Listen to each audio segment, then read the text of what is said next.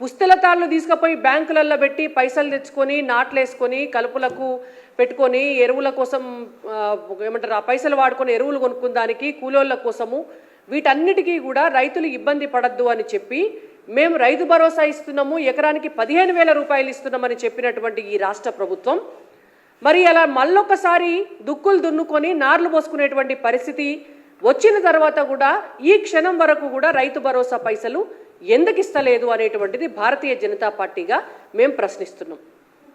మళ్ళా రైతులు పుస్తెలతాళ్ళు తీసుకుపోయి బ్యాంకులలో పెట్టుకోనో లేకపోతే అర్తి నడిపేటోళ్ళకి ఇచ్చుకోనో లేకపోతే అవసరంలో కాడికి తీసుకుపోయి అడ్డికి పావు సేరుకు అమ్ముకోనో మళ్ళీ వాళ్ళ రైతులు వ్యవసాయం చేసుకునేటటువంటి దుర్భరమైనటువంటి పరిస్థితి, దుర్భరమైనటువంటి కాలం. గతంలో కాంగ్రెస్ అధికారంలో ఉన్నప్పుడు ఉమ్మడి ఆంధ్రప్రదేశ్లో గట్లనే ఉండే.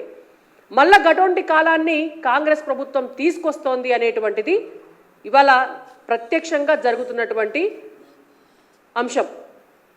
పున్నం నాడు అడిగితే అమాస నాడు ఇచ్చినట్టు పోయినసారి వాళ్ళ అధికారంలోకి రావంగానే ఇవ్వవలసినటువంటి రైతు భరోసా పైసలు మొత్తం కోతలు కూడా అయిపోయి పంట తీసుకొచ్చి మార్కెట్ యార్డ్లో పెట్టినాక ఎలక్షన్లు ఉన్నాయని చెప్పి 2 రోజుల ముంగడ గప్పుడేసిండ్రు. ఇవాళ నార్లు పోసుకునేటటువంటి యాళ్ళకు కూడా రైతు భరోసా గురించి సడి లేదు, సప్పుడు లేదు. ఇయాలనే నకిలీ విత్తనాలు, నకిలీ పత్తి విత్తనాలు సరఫరా చేస్తున్నటువంటి ఒక ముఠాను నల్లగొండ జిల్లాల పోలీసులు అరెస్ట్ చేసిండ్రు. అంటే ఇవాళ ప్రభుత్వానికి కళ్ళు కనబడతలేవా? పత్తి విత్తనాల కొరత ఉండేటటువంటి ప్రమాదం ఉన్నది అని చెప్పి వ్యవసాయ నిపుణులు హెచ్చరించిండ్రు, సైంటిస్టులు హెచ్చరించిండ్రు, పత్తి విత్తనాలు సప్లై చేసేటటువంటి కంపెనీలు కూడా చెప్పినాయి మేము ఈసారి గింతే ప్రొడ్యూస్ చేస్తున్నాము పత్తి విత్తనాలు అని. మరి ఇవాళ ఉన్నటువంటి రాష్ట్ర ప్రభుత్వానికి ఏమన్నా రైతుల పట్ల బాధ్యత ఉన్నదా? పత్తి విత్తనాల షార్టేజ్ ఉన్నది, నకిలీ పత్తి విత్తనాలు మార్కెట్ మొత్తం నిండిపోయినాయి. రైతులు కనుక ఆ నకిలీ పత్తి విత్తనాలు తీసుకొని పోయి వాళ్ళు కనుక పంటలు వేసుకుంటే రేపు పొద్దున వాళ్ళ పెట్టుబడి సాయం మీరిస్తలేరు, వాళ్ళ అప్పుల పాలై పెట్టుబడి పెట్టుకున్నాక రేపు పత్తి దిగుబడి రాకపోతే, పూత ఖాతా లేకపోతే వాళ్ళ బ్రతుకులు ఏం కావాలి? తెలంగాణ రాష్ట్ర ప్రభుత్వానికి ఏమన్నా ఆలోచన ఉన్నదా? ముఖ్యమంత్రి రేవంత్ రెడ్డి గారికి, వ్యవసాయ శాఖ మంత్రికి టీవీ ఛానళ్లలో కూర్చొని ఇంటర్వ్యూలు ఇచ్చుడు, పక్క పార్టీల నాయకులను తిట్టుడు, పైసలు వసూలు చేసి ఢిల్లీకి పంపించుడు మీద ఉన్న సోయి ఇవాళ రైతులకు ఇచ్చే పైసల మీద లేదు.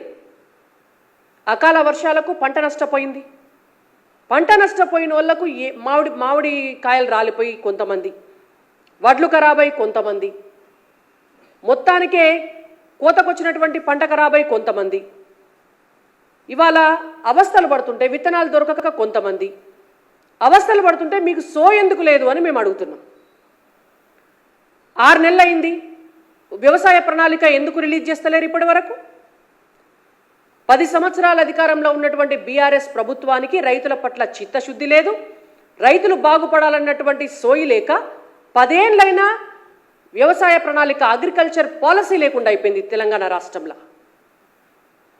ఆనాడు ఎడ్యుకేషన్ పాలసీ లేకుండే, ఎంప్లాయ్మెంట్ పాలసీ లేకుండే, ఎంపవర్మెంట్ పాలసీ లేకుండే, ఏముండే అంటే ఒక్క లిక్కర్ పాలసీ ఉండే. ఇవాళ కాంగ్రెస్ పార్టీ అధికారంలోకి వచ్చినాక కూడా 6 నెలల కాలమైనా కూడా ఈ రోజు వరకు కూడా అగ్రికల్చర్ పాలసీ, వ్యవసాయ ప్రణాళిక ఎందుకు రిలీజ్ చేస్తలేదు కాంగ్రెస్ పార్టీ ప్రభుత్వం? రేవంత్ రెడ్డి గారు ఎన్నికల ప్రచారంలో వారు ముఖ్యమంత్రి అయినాక కూడా అనేక సార్లు చెప్పినారు నేను రైతు బిడ్డను అని. మరి రైతు బిడ్డవైతే ఎందుకు నకిలీ విత్తనాలను అరికట్టలేకపోతున్నావు? ఇవాళ పత్తి విత్తనాలు ఎట్లా సరఫరా అవుతున్నాయి రాష్ట్రంలో? రైతు బిడ్డవైతే రోహిణి కార్త్ వచ్చినాక కూడా రైతు భరోసా పైసలు ఎందుకు రిలీజ్ చేస్తలేవు రైతుల కోసం? రైతు బిడ్డవైతే ఇవాళ గత ప్రభుత్వం కేంద్రం ఇస్తున్నటువంటి ఫసల్ బీమా పథకాన్ని తెలంగాణ రాష్ట్రంలో ఇంప్లిమెంట్ చేయనీయకపోతే 6 నెలల కాలమైంది. ఫసల్ బీమా పథకాన్ని నువ్వెందుకు ఇంప్లిమెంట్ చేస్తలేవు? చలో నువ్వు చేయవు కావచ్చు, కేంద్ర ప్రభుత్వానికి పేరు వస్తుంది, మేము ఫసల్ బీమా పథకాన్ని ప్రధానమంత్రి పేరు మీద ఉంది కాబట్టి మేము ఇక్కడ పెట్టము అంటే ఏదన్నా ఒక పంటల బీమా పథకం పెట్టు.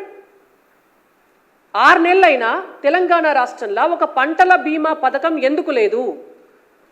మీకున్నటువంటి చిత్తశుద్ధి తెలంగాణ ప్రజానీకం మీద ఇదేనా అని మేము అడుగుతున్నాం. గత ప్రభుత్వం 1,00,000 రూపాయల రైతు రుణ మాఫీ అని రైతులను నిండా ముంచింది. 10 ఏళ్ళైనా వాళ్ళకి శాతగాలే చేయడం. మీరు 2 లక్షల రైతు రుణమాఫీ అధికారంలోకి రావంగానే చేస్తాము అని చెప్పి మళ్ళొక్కసారి రైతులను నిండా ముంచిండ్రు. మీరు చేసిందేమున్నది రైతులకు ఈ రోజు వరకు? 500 రూపాయల బోనస్ ఇస్తామని 7 పంటల పేర్లు చెప్పిర్రు. మీరు వడ్లకి ఇస్తామంటిరి, జొన్నలకి ఇస్తామంటిరి, మొక్కజొన్నకి ఇస్తామంటిరి, చెరుకుకి ఇస్తామంటిరి, పసుపుకి ఇస్తామంటిరి, శనగకి ఇస్తామంటిరి, వేరుశనగకి ఇస్తామంటిరి.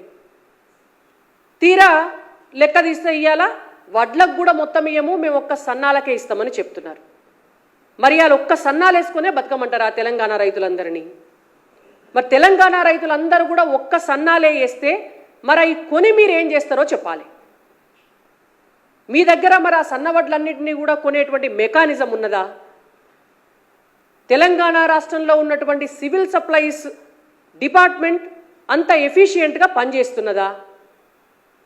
నిన్న ఉత్తమ్ కుమార్ రెడ్డి గారు ఒక ప్రెస్ కాన్ఫరెన్స్ పెట్టి ఈ పక్క పొంట ఒక 3 నాయకులను, ఆ పక్క పొంట ఒక 5 నాయకులను కూర్చోబెట్టి పెద్ద ఉపోద్ఘాతం చెప్పినాడు. సివిల్ సప్లైస్ డిపార్ట్మెంటు 58,000 కోట్ల రూపాయల అప్పులల్లో ఉన్నది అని గర్వంగా చెప్పుకుంటున్నాడు ఆయన. 58,000 కోట్ల రూపాయల అప్పుల్లో సివిల్ సప్లైస్ డిపార్ట్మెంట్ ఉన్నది. 11,000 కోట్ల రూపాయల నష్టాల్లో ఉన్నది సివిల్ సప్లైస్ డిపార్ట్మెంట్ అని. ఇవాళ మేము భారతీయ జనతా పార్టీగా ఒక్కటే క్వశ్చన్ అడుగుతున్నాం. సివిల్ సప్లైస్ డిపార్ట్మెంట్ చేయాల్సినటువంటి పని ఏం చేస్తుంది? కేంద్రానికి రాష్ట్రానికి వడ్లను కొని ఇస్తుంది గంతే. మరి సివిల్ సప్లైస్ డిపార్ట్మెంట్కు 58,000 కోట్ల రూపాయల అప్పు చేయవలసినటువంటి అవసరం ఎందుకు వచ్చింది? ఇది కాళేశ్వరం కంటే పెద్ద స్కాము. కాళేశ్వరం కంటే పెద్ద స్కాము సివిల్ సప్లైస్ డిపార్ట్మెంట్లో జరిగింది. మీ నోటెంబడి మీరు చెప్పిన మాటే. మీ సివిల్ సప్లైస్కి సంబంధించినటువంటి ప్రభుత్వం ఇచ్చినటువంటి లెక్కలల్లా ఉన్నటువంటి విషయం 58,000 కోట్ల రూపాయల అప్పు ఎందుకైతుంది సివిల్ సప్లైస్ డిపార్ట్మెంట్కి? మీరేం ఖర్చు పెట్టినరని అవుతుంది? మీరేమన్నా గోడౌన్లు కట్టిర్రా? లేకపోతే మీరేమన్నా పెద్ద పెద్ద నిర్మాణాలు చేసిర్రా? లేకపోతే మీరేమన్నా మార్కెట్ యార్డులు కట్టినరా? లేకపోతే ఇంటింటికి రైతుకు ఒక గోడౌన్ కట్టి పెట్టినరా? ఒక్కో రైతుకు ఒక్కో గోడౌన్ కడితే కూడా 58,000 కోట్ల రూపాయలు కావు తెలంగాణ రాష్ట్రంలో. మరి మీరు ఎందుకు అప్పు చేసిండ్రు? గత 10 సంవత్సరాల కాలంలో 58,000 కోట్ల రూపాయల అప్పు సివిల్ సప్లైస్ డిపార్ట్మెంట్కి అయింది అంటే కాళేశ్వరం కంటే పెద్ద స్కామ్ జరిగినట్టే లెక్క. మరి ఈ స్కామ్ను బయట పెట్టేటందుకు తెలంగాణ రాష్ట్ర ప్రభుత్వం ఎందుకు చర్యలు తీసుకుంటలేదు? ఉత్తమ్ కుమార్ రెడ్డి గారు ఎందుకు కేసీఆర్ గారిని రక్షిస్తున్నారు? ఇవాళ భారతీయ జనతా పార్టీగా మేము అడుగుతున్నాం. 58,000 కోట్ల రూపాయల అప్పుకు ప్రభుత్వం ఇచ్చినటువంటి లెక్కల ప్రకారం 290 కోట్ల రూపాయల వడ్డీ కడుతున్నారు నెలకి. ఈ పైసలు ఎవలై? ఇవేమన్నా రేవంత్ రెడ్డి అత్తగారింటికి వచ్చి తెస్తున్న పైసలా? ఉత్తమ్ కుమార్ రెడ్డి గారికి వాళ్ళ అమ్మగారు వాళ్ళ నాయన ఇచ్చినటువంటి పైసలా? తెలంగాణ రాష్ట్ర ప్రజల పైసలు. ఎవల కోసం మీరు అప్పు చేసిండ్రు? ఎవల కోసం మీరు వడ్డీలు కడుతున్నారు? ఎవల కోసం సివిల్ సప్లైస్ని 11,000 కోట్ల నష్టాలలో ఉంచిండ్రు? దీని వెనుకాల ఉన్నటువంటి లోపాయికారి కుమ్ముకు గత బీఆర్ఎస్ పార్టీ ప్రభుత్వానికి రైస్ మిల్లర్లకు మధ్య ఉన్నటువంటి అవగాహన ఏం జరిగింది అనేటువంటిది ఈ ప్రభుత్వం ఎందుకు బయటపెడతలేదు? మేము రైస్ మిల్లర్స్ని అందరినీ అంటలేము, నిజాయితీ పరులు కూడా ఉంటారు రైస్ మిల్లర్స్లా. కానీ ఇవాళ ఇన్ని వేల కోట్ల రూపాయల అప్పు ఉన్నది అంటే దాని వెనకాల రైస్ మిల్లర్లకు బీఆర్ఎస్ పార్టీ ప్రభుత్వంలో ఉన్నటువంటి ఆనాటి పెద్దలకు, కాంగ్రెస్ పార్టీ ప్రభుత్వంలో ఉన్నటువంటి ఈనాటి పెద్దలకు మధ్య ఏ లాలూచిబడి ఇవాళ తెలంగాణను మీరు ఇన్ని నష్టాల లోపలికి తీసుకుపోతున్నారు అని మేము అడుగుతున్నాం. ఎందుకు దీనిపైన ఎంక్వైరీ వేయకూడదు అని మేము అడుగుతున్నాం. నిన్నగాక మొన్న ఒక రైస్ మిల్లర్స్ అసోసియేషన్ నాయకుడిని అరెస్టు చేసి అర్ధరాత్రి తీసుకుపోయి మెజిస్ట్రేట్ ముంగట ప్రవేశపెట్టిండ్రు. మరి మీరు అర్ధరాత్రి అరెస్టు చేసినటువంటి మెజిస్ట్రేట్ ముందు ప్రవేశపెట్టినటువంటి ఆ రైస్ మిల్లర్ ఓనర్ ఎవరైతే ఉన్నాడో ఆయన ద్వారా రాబట్టినటువంటి అంశాలేంటియో ప్రజల ముందు పబ్లిక్ డొమైన్లో పెట్టాలి.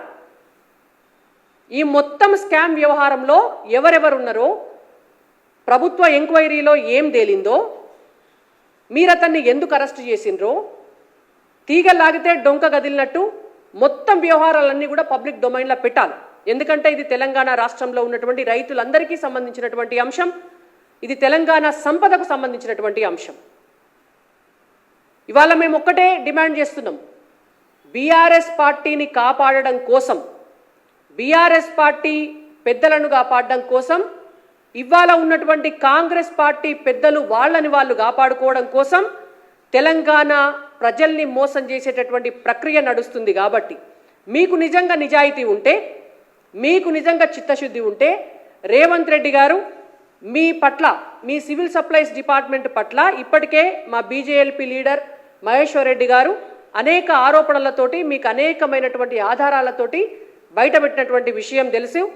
దానికి కొనసాగింపుగా ఇవాళ ఈ సివిల్ సప్లైస్కి సంబంధించినటువంటి 58,000 కోట్ల రూపాయల అప్పు, 11,000 కోట్ల రూపాయల నష్టం పైన సిట్టింగ్ జడ్జితోటి విచారణ చేయించాలి అని చెప్పి భారతీయ జనతా పార్టీగా మేము డిమాండ్ చేస్తున్నాం. ఖచ్చితంగా జరగాల. జ్యుడిషియరీ ఎంక్వైరీ చేసి ఈ మొత్తం వ్యవహారంలో ఎవరున్నారో వాళ్ళను బయటికి గుంజుకురావాలని చెప్పి ఇవాళ బీజేపీగా మేము డిమాండ్ చేస్తున్నాం.